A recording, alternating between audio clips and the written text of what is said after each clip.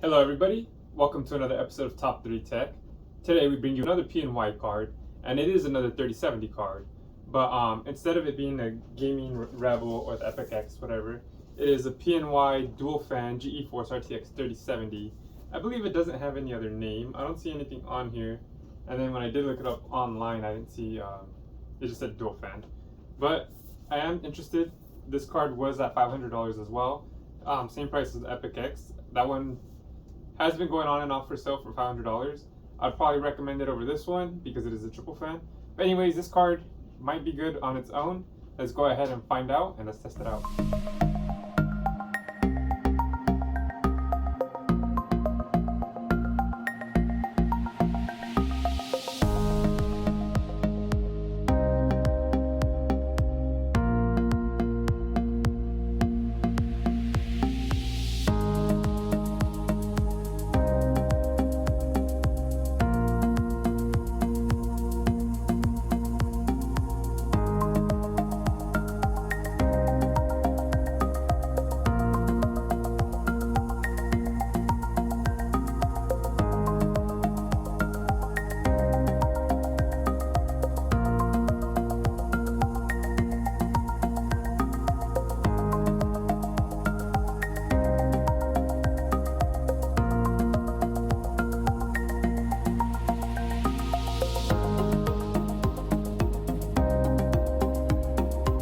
So if you haven't seen my videos before, you should know that I do unseal them if there's any tape. This one had tape on it, so that way it's just easier for me to open.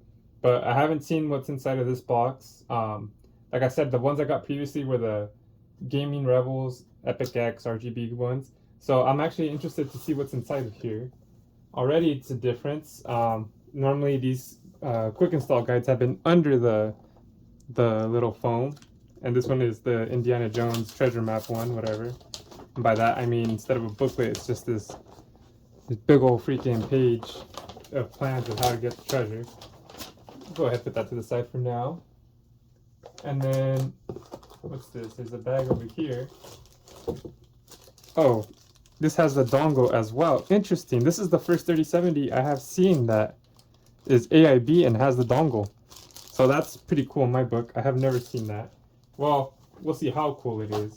Some people like the dongle, some don't. But I think that's pretty cool just because I've never seen that before. And of course, here is the PNY card. It's in an anti-static bag. Attention, observe precautions for handling electro-sensitive devices. Wow. I'm actually very curious about this card. Never found it in my life. And there's nothing underneath. Cool. Well, let's get a close-up on the GPU, and we'll talk a little bit more about it. This is a dual fan 3070. It does measure 265 millimeters in length. That's rounded up from 264.922. It does have a design on it and no RGB on the front. So the back plate is made of plastic. It does have a Thunder logo on the right side where the heat vent goes. I think that's a pretty cool design. Wasn't expecting it. We have a radiator across the front, 12-pin slot where the dongle goes, and then GeForce RTX painted in white. The PCIe interface does come with a little plastic cover. I love when they include little things like this because these cards are expensive. This card does include 3 display ports, 1.4, and then 1 HDMI 2.1 slot.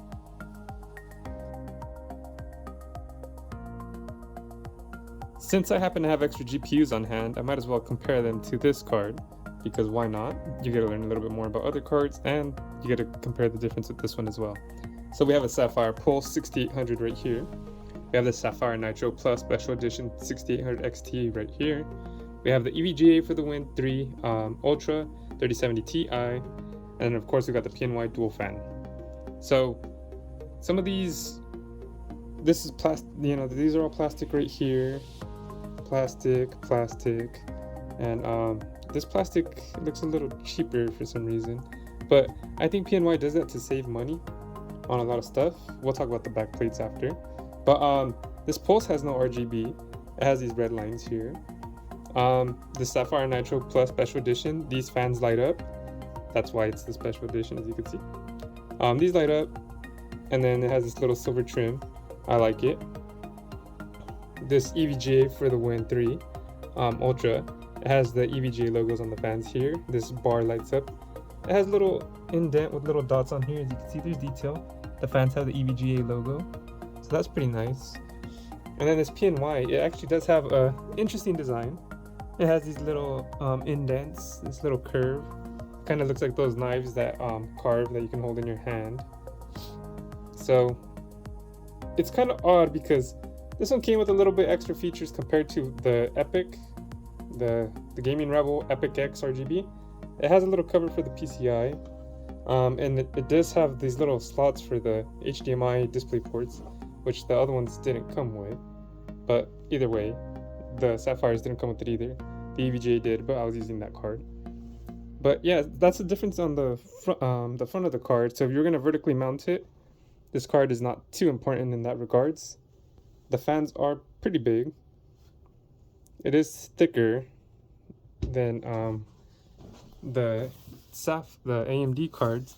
I think it's almost about the same length as the EVGA, as you can see. Trying to level it. And it's definitely thicker than the, barely, but as you can see, than the 6800. And I think it's about as thick as the 6800 XT, which is definitely interesting. Now it's a little thicker. I'm trying to hold it still. So yeah, this is a pretty thick card. It's short. It doesn't have any RGB on the front, so you're gonna have to vertically mount it anyways. Let's go ahead and look at the back. For the vast majority of people, this is how you would be looking at your card inside your case. So I like to determine which one looks best this way anyways, or at least compare the differences. This has this pulse design, which I really like. I always wish this was RGB. You could always change the color of it. As you can see here, it says Sapphire. It has a little bracket, the Radeon on the right, big radiator. It's got these little heat vents, and it's got this heat vent here. Well, I think it's called a heat screen, but I call it heat vent. Whatever, same thing. The Sapphire Nitro Plus, it has this RGB right here. It has this bar right here that lights up, and then right there the Sapphire Nitro lights up as well. Both of these are 16 socket. And then we got this EVGA, that LED bars right there, 16 pin socket, sorry. We got this red line here, which makes it look like an AMD card. It does have the heat vent right here, and then it's part of the design. We got some holes there, holes back here, long radiator as well. And then the interesting about this card, the heat vent is actually a little thunder symbol. Thunder, electric, lightning. There you go, lightning. It has these little lines here. It has these two vents here, right over the card. Look, on these it's open. It's interesting because there's some stickers right here in the middle and right here on the right. I guess I don't know why they did that, but if we look at it here, this kind of shares the same design as the Epic X, the Gaming Rebel, the bottom part anyways. The interesting thing too is the little dongle it comes with. This is the first AIB that I have seen personally that comes with the dongle. Normally it's only the Founders Editions cards that come with it, but this does have the radiator here, and then it is a dual fan. Normally the Founders Editions have the fan on the back, or the two in the front. The 3070 had the two in the front. So this is definitely an interesting decision that they did here. I mean, I like it. It's different. So I don't think they spent too much out of pocket designing this. And if it helps you save money for a 3070, why not? But let's go ahead and see how it would look like inside the case. And of course, we're going to go ahead and try to fit this inside the Lian Li Lancool 2. I think it'll fit in there no problem. It is a big case. Since this is a smaller card, it's pretty nice for people that have smaller cases to fit inside. And also for people that don't have the side panel, it's perfect for them too, since it has no RGB. They don't got to worry about seeing any of the lights or anything. So this card is cheap and it can work for many cases, so that's a plus for me. Let me go ahead and install it and see how it looks like with the lights on.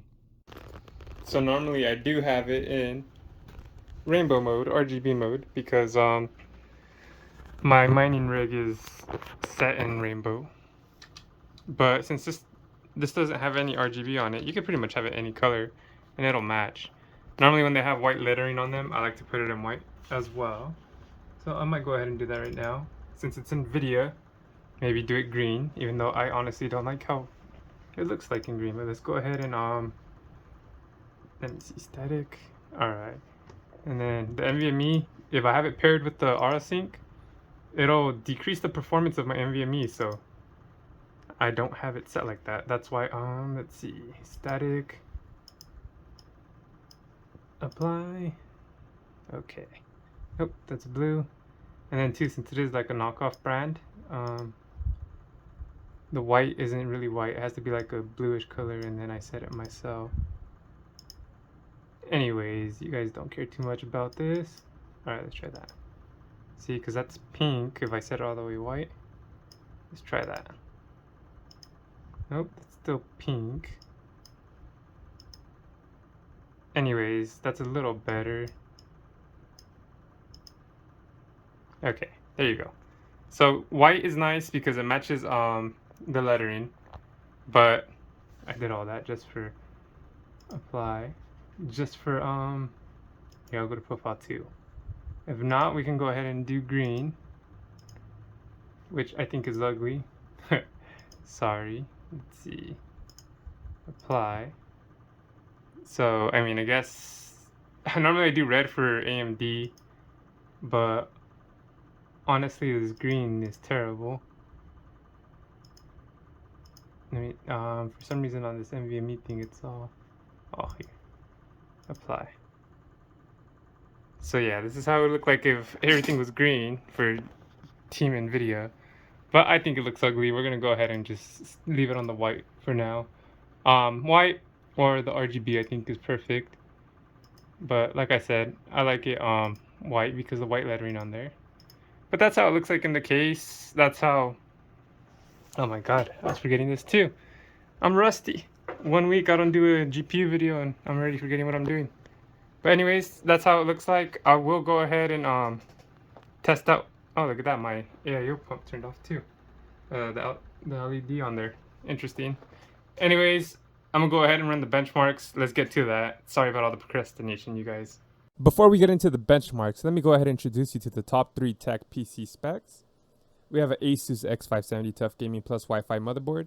We have a Ryzen 7 5800X CPU. We are running 32 gigabytes of Core Zephyr Engine's 3200 megahertz RAM. And of course, the GPU that we're testing today is a 3070 PNY Uprising. It has a boost clock of 1725 megahertz. It has a core clock of 1500 megahertz. It is running on 8 gigabytes GDDR6 non-X memory. It is on the Ampere architecture, and the minimum recommended wattage is 650 watt PSU.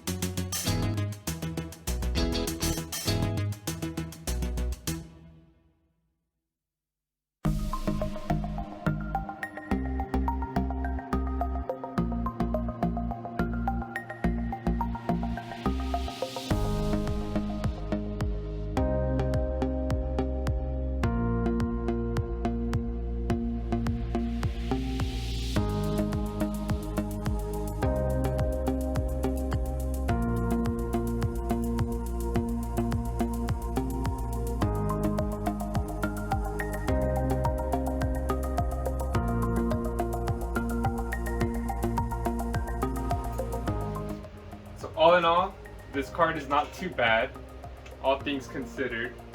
It's a small card, dual fan. It can fit in many PC cases. It can fit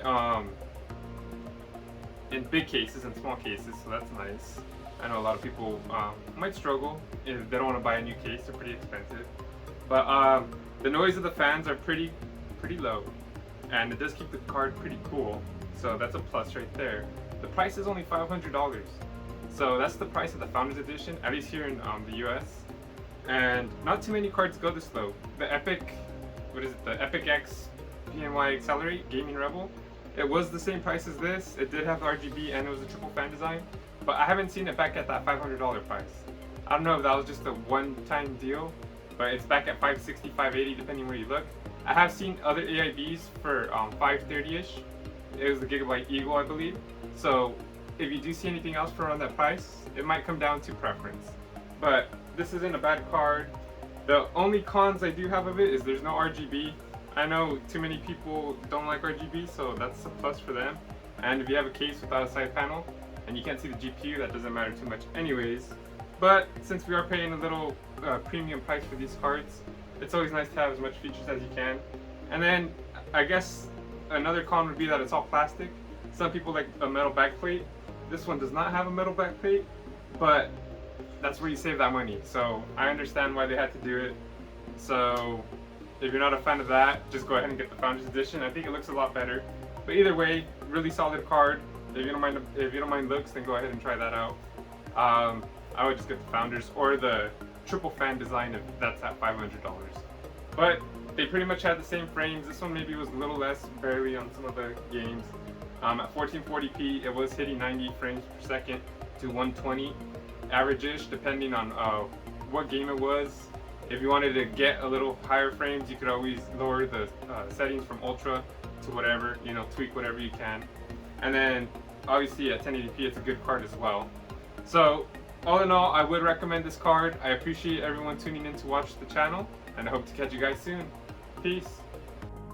Thank you for watching another video from Top3 Entertainment. I hope you hit like and subscribe. Also, I'm going to have a recommended playlist, a recommended video right here, so make sure to click that as well. I appreciate you guys tuning in, whether it be to the Top3Tech, Top3 Gaming, or the Why Not Me podcast. You guys are dope. I hope to see you guys on the next video. And of course, let's grow this thing together. Peace. Peace. Peace.